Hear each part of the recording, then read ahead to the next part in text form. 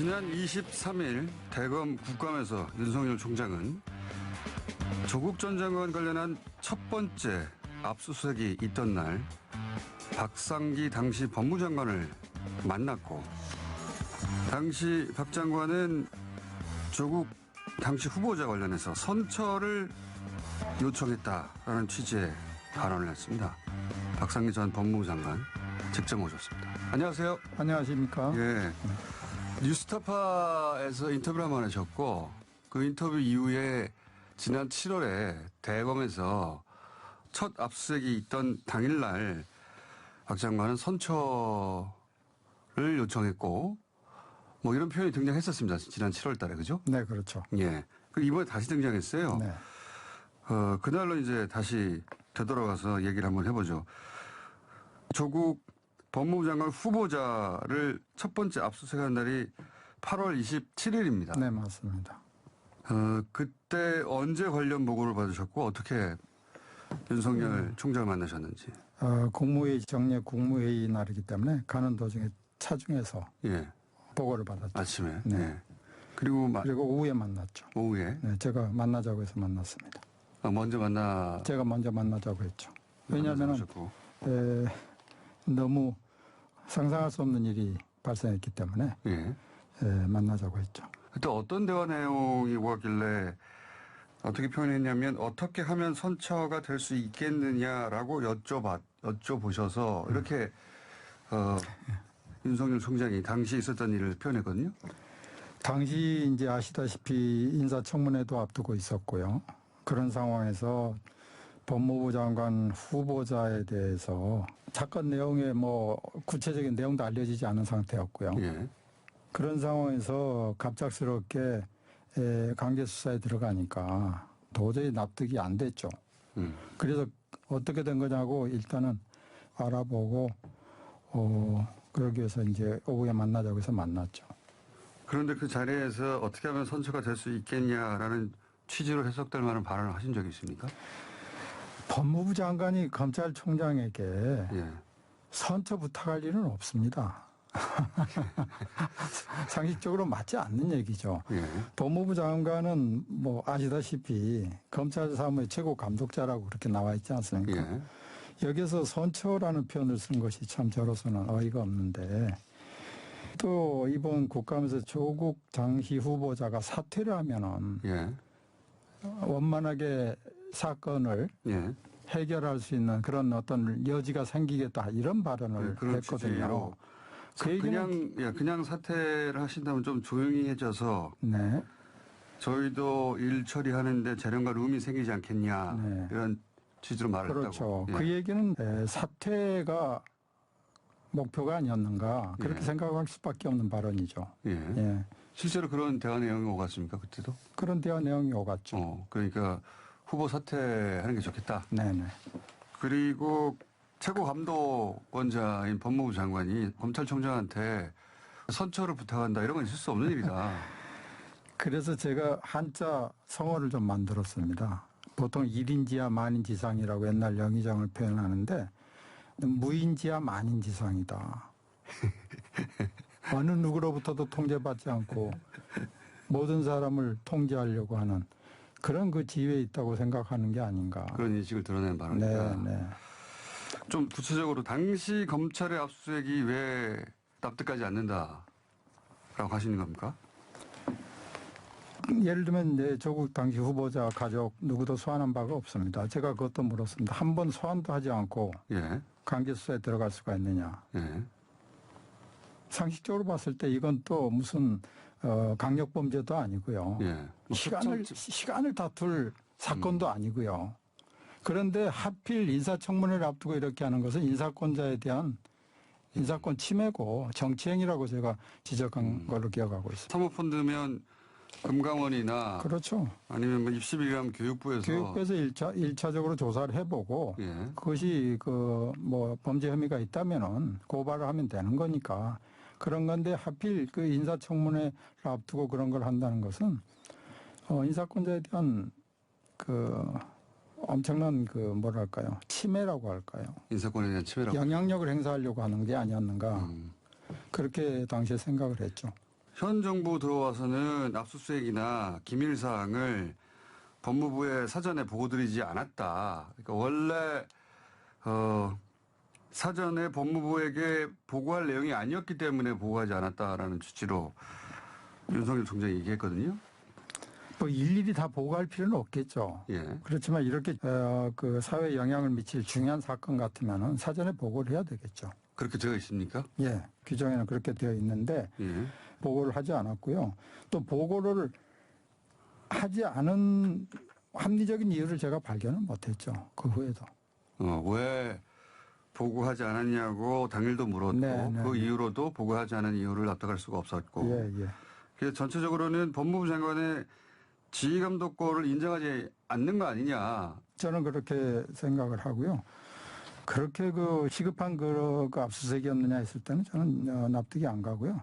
그걸 보고하지 않은 것도 저는 납득이 되지 않죠. 예.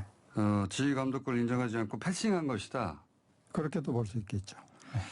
이번 그 국감에서도 검찰총장은 법무부 장관의 부하가 아니다라고 네. 요약할 수 있는 네. 수사지휘권을 발동해서는 안 된다는 취지로 이제 얘기했는데 이 대목에 대해서는 어떻게 생각하십니까? 잘못된 또 인식이고요.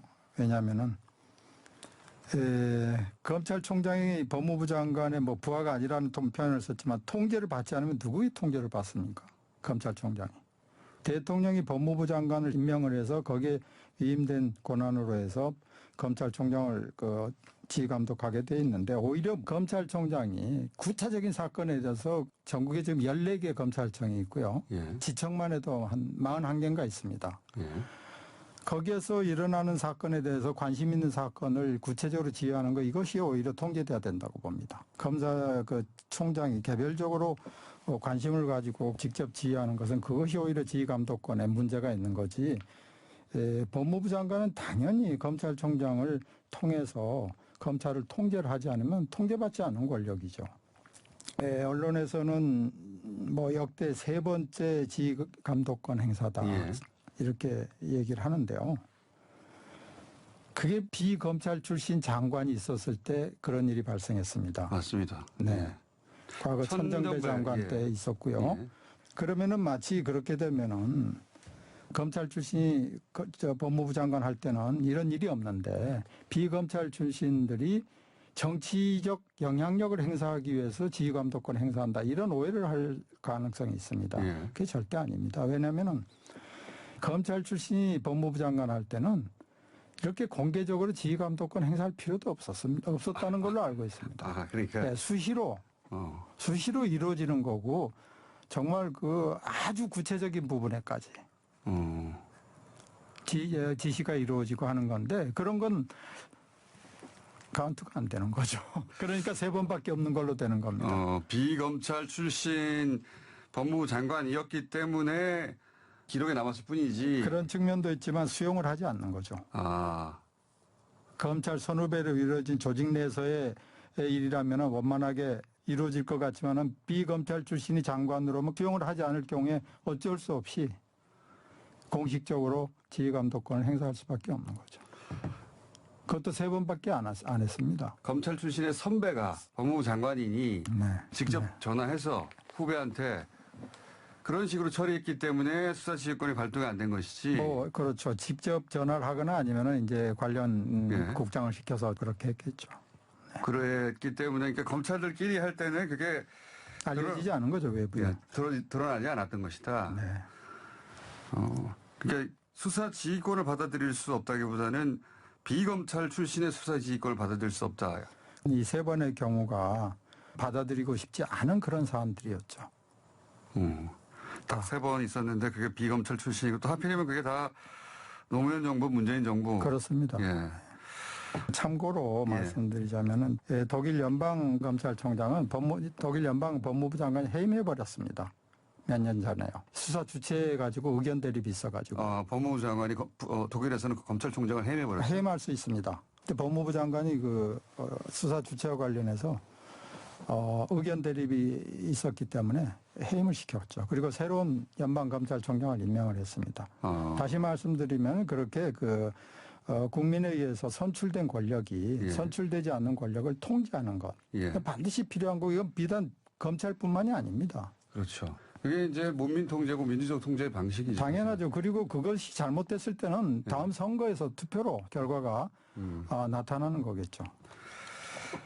조국 전 장관이 후보자 시절에 압수수색이 시작됐고 그 이후 1년 이상 조국 전 장관 관련된 수사와 법적 공방을 지켜보셨을 텐데 지금 이렇게 되돌아보면 조국 전 장관 사태의 본질은 뭐라고 보십니까? 최초로 그 강제 수사에 들어간 그날로 돌아가 보면은 결국은 조국 장관을 사퇴시키기 위한 게 아니었는가. 개인적으로는 그런 생각을 하고 있죠. 그때도 그랬고요. 그것이 과연 그 당시에 그렇게 시급한 강제 수사에 돌입할 그런 사건이었는가는 저는 그렇게 생각하지는 않았습니다. 지금도 그렇게 생각하고 있습니다. 그래서 오히려 정치적 의도가 있었다고 지금 저는 그 당시부터 그렇게 생각을 하고 있습니다. 말씀하시는 것이고. 네. 그리고 지금 수사 지휘권을 인정하지 않는 검찰의 인식은 비검찰 출신이 장관으로 왔기 때문이라고 말씀하신 건데 그러면 이 비검찰 출신을 인정하지 않는 건 왜 그런 걸까요? 검찰의 조직 문화가 내부 응징력이 굉장히 강합니다. 예. 우리 사회의 중요한 어젠다를 검찰이 세팅하겠다는 그런 생각도 있습니다. 좋게 얘기하면 자부심이고요. 예. 그 우리 사회가 어떤 면에서는 그런 생각을 갖게끔 만들어준 측면도 없지 않아 있는데요. 검사들이 사실상은 수사권, 기소권을 통해서 너무 권한이 강하고 그걸 통제할 제도적인 장치가 지금 전혀 없지 않습니까? 견제 수단이 없죠. 견제 수단이 없습니다. 그래서 이 개혁할 기회가 계속 무산이 돼버리고 그래서 저는 검찰 개혁은 무슨 인사를 몇 번 뭐 해서 물갈이를 한다 이런 걸로 되지 않는다고 봐요.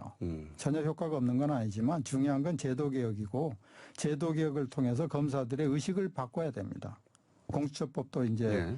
만들어졌고 그다음에 뭐 형사소송법이라든가 검찰청법 그리고 검경 간의 수사와 관련된 수사권 조정 관련 법안들이 이제 다 만들어졌는데요. 그러한 틀 속에서 검사들이 행동을 해야 되고요.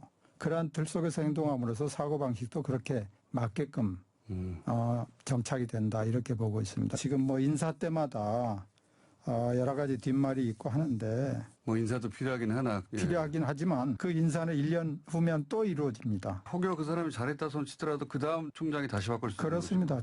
예. 제도를 바꿔야만 완성할 수 있는데 지금 만들어진 제도가 어떻게 보면 중간 단계입니다. 지금 만들어진 제도는. 지금 현재 공수처는 중간 정도라고 보시는 거예요? 이 공수처도 만들어질 때는 국회 원내 그 야당이 2개 이상을 전제로 하고 만들어진 겁니다. 예. 그런데 지금 현재는 한 야당에게 비토권을 주게 된 결과가 돼버렸죠. 그렇죠. 근데 그 예. 법에 원래 그 만들 당시에는 다당제에 가까운 원내 구성 네. 문법 속에서 여러 의견을 취합해서 예. 공수처장을 임명하겠다 하는 좋은 취지였는데 지금 그렇게 안 돼 있거든요. 예.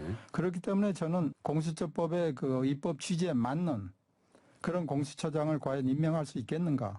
이 부분에 대해서 저는 굉장히 좀 걱정이 있습니다. 야당이 지금 현재 비토권을 가지고 있기 때문에 네, 그것뿐만 아니고 예. 검찰개혁위원회에서는 지금보다도 한 배 정도 더 큰 예. 규모를 요구를 했었죠. 예. 근데 예. 규모 가지고 논쟁을 하다 보면은 공수처 그 출발이 늦어질 수 있기 때문에 25명으로 줄여놨는데 그 필요하면 더 늘려야 되고요. 예.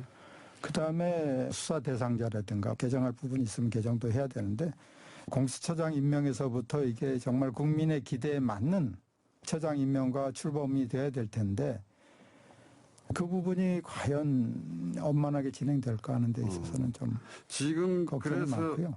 지난 국회에서 만들어진 공수처법은 이런저런 타협하에 불완전한 형태로 만들어졌으니 개정을 하는 게 낫다. 뭐 이런 생각을 가지고 계신 거네요. 예, 저는 개정할 필요가 있다고 보고 있고요. 그다음에 검찰의 그 1차적인 수사 대상 범위가 좀 넓지 않나. 최근에 몇몇 검사들의 발언을 보면 정치인 출신의 법무부 장관은 안 된다. 한다든가 정치가 검찰을 덮쳤다라고 표현한다든가 그런 인식들이 비검찰 출신이 법무부 장관이 와서 자신을 지휘하는 것에 대한 불만을 표현한 걸로 보여지거든요. 가까운 일본이나 예. 유럽 예. 100% 정치인 출신이 법무부 장관을 하고요. 일본 같은 경우에는 법조인 출신도 아닌 이제 법무상을 하고 그랬습니다. 예. 이해가 되질 않죠. 왜 정치인 출신 법무부 장관은 안 된다는 건지. 범죄 사건을 수사하고 하는 그런 기관인데 검찰이 판단하는 것은 전혀 오염되지 않았는데 정치인 출신이 와서 오염시킨다든가 네, 그런 인식이죠. 검찰총장이 판단하는 건 다 옳고 법무부 장관이 하는 건 정치적 외압이고 이거야말로 정말 무오류의 뭐 신화를 믿는 잘못된 조직 문화고 잘못된 인식이죠. 그런 조직 문화 속에서 검찰 출신의 검찰총장을 임명하는 게 더 문제가 심각하다 그렇게 봅니다. 그런 인식으로 평생 네. 성장해 왔다면 그 예, 조직 내에서 예. 그래서 검사 중에서 현직 중에서 검찰총장을 임명하는 것이 좀 문제가 있다. 아 검찰총장도 총장, 예, 법무부 장관은 당연한 거고요. 네. 검찰총장 검사 아니어도 됩니다. 아 그래요? 예, 판사 변호사도 15년 이상이면 다 검찰총장 할 수 있습니다. 아 그렇군요. 네네. 그래서 그러면 또- 현직 검사 중에서 검찰총장 임명하는 것이 예. 한번 재고해봐야 되지 않는가. 사회적 경험도 쌓고 그런 사람이 더 검찰 사무를 더 합리적으로 하지 않겠는가 그런 생각을 그러니까 합니다. 법무부 장관은 물론이거니와 검찰총장도 비검찰 출신으로 임명하는 게 필요하다고 그렇게 생각하고 설사 검찰 출신이라 하더라도 예. 현직에서 바로 아. 검찰총장을 임명하는 것은 좀 문제가 있다. 그런 생각을 합니다. 국방부 장관은 현직에서 바로 국방부 장관으로 하지 않죠. 지금 선진국의 국방부 장관은 군인하고 전혀 관계없는 맞습니다. 예. 장관들 많습니다. 많죠 아주. 예. 예. 우리 검찰의 인식대로 하자면 도저히 있을 수 없는 일이죠. 그런 건. 상상할 수 없는 일. 예. 나라가 무너질 일이죠. 다른 분야에서 만약에 검찰총장 한다고 하면 발칵 뒤집어져서 막 네. 난리가 날 정도의 인식을 가지고 있죠. 우리 그렇죠. 검찰은. 예. 예. 바쁘지 않으시면 가끔 저희 방송에 좀 나와주시죠. 제가 언론 접촉을 잘 안 합니다. 그러니까요. 저희도 섭외 그 어려웠습니다. 내용이 중요한데 표현을 가지고 자꾸 문제를 삼는 그런 경향들이 있어서. 마지막으로 이것 좀 여쭤보겠습니다. 밖에서 그 학자로 지켜볼 때하고 한번 겪어본 다음에 완전히 이제 시각이 달라질 수도 있고 후임들이 겪는 일도 지켜보고 계시잖아요. 네. 그 후회되시는 지점 있으십니까 혹시? 있죠. 하나만 얘기해 주십시오. 검찰 인사죠. 검찰 인사요? 네. 어떤 의미에서?